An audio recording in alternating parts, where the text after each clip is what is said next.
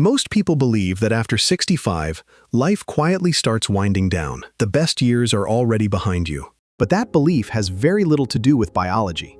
At 65, you are not near the finish line. You are barely past the halfway your body was actually built to do. Your heart has billions of beats left in it. Your brain can still form new connections. Your muscles can still get stronger, not weaker. So why do so many people decline anyway? Not because their organs give out on schedule, but because of what they do or do not do in the first hour after they wake up. Researchers who tracked tens of thousands of older adults for decades found something striking. 5 specific things people did within that first waking hour were tied to sharply longer, healthier lives, with better memory, stronger legs, and fewer signs of aging. None of these 5 things cost money. None of them require a doctor's visit or a prescription. What they require is doing them in the right order, at the right time, before the rest of your day gets in the way. All studies are linked in the description. We are counting down from number 5 to number 1. Number 1 is a 90-second habit almost nobody over 65 has heard of, and it may be the most powerful of all. Number 5, how you start hydrating. Overnight, your body loses fluid just through breathing and normal sweating.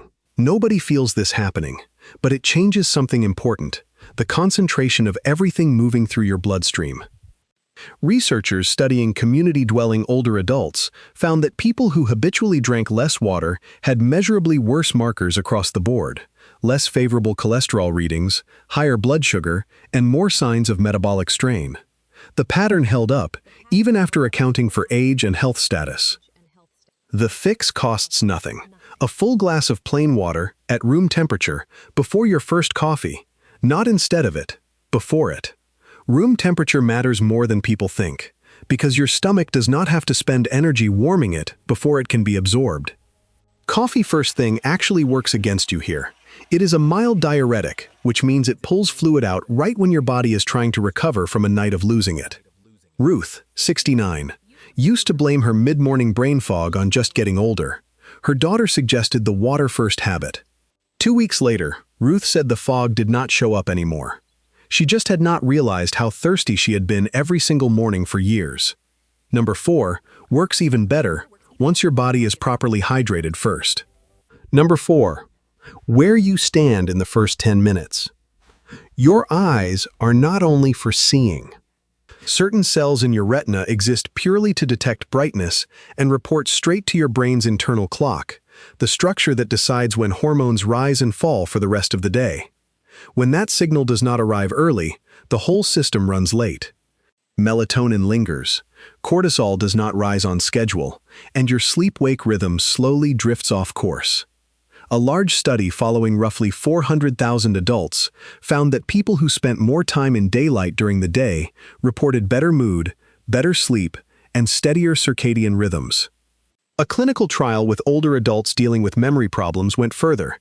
Daily bright morning light measurably slowed the worsening of both sleep disruption and depressive symptoms compared to those without it. Harold, 74, started taking his coffee on the porch instead of at the kitchen counter. Nothing else changed. Within a month, his wife noticed he was not dozing off in his armchair every afternoon anymore. Number 3 is what you put in your body next, and the timing matters as much as the food itself.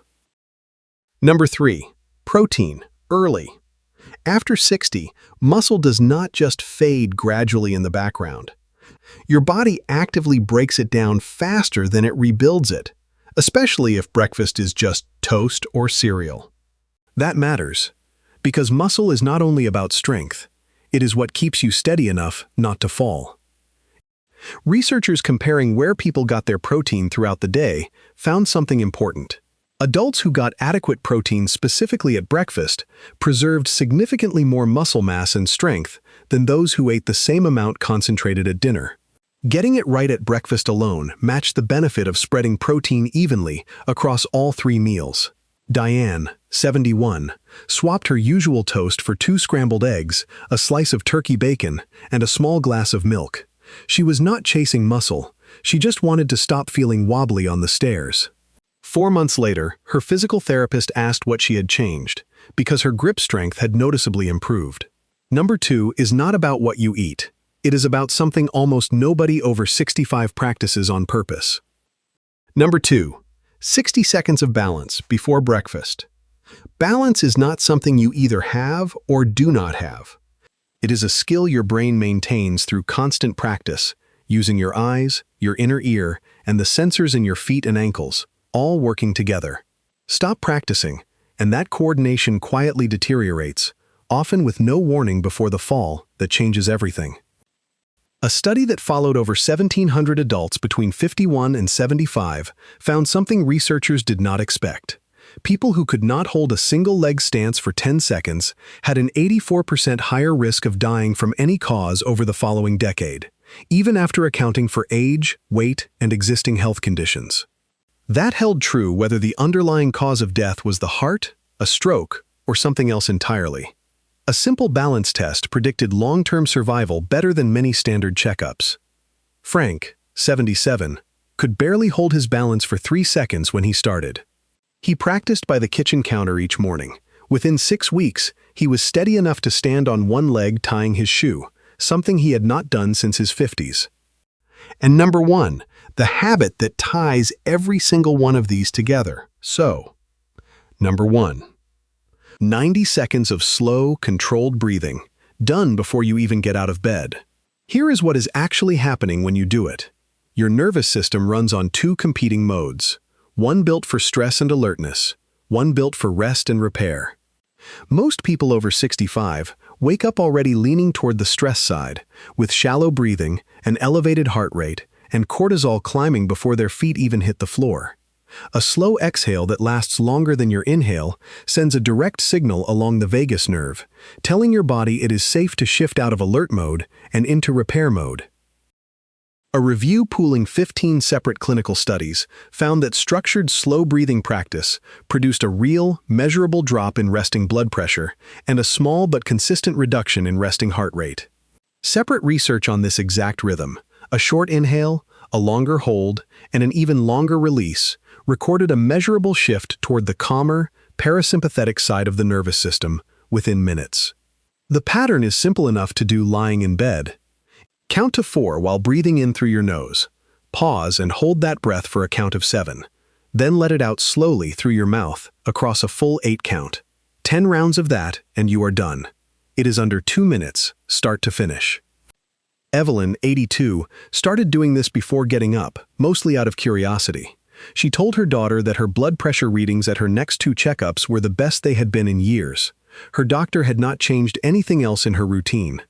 Here is why this one habit outweighs the other 4. Water thins your blood, but only if your nervous system is not stuck in a constant stress state working against it. Light sets your clock, but cortisol needs to actually decline for that to matter. Protein rebuilds muscle, and balance retrains your brain.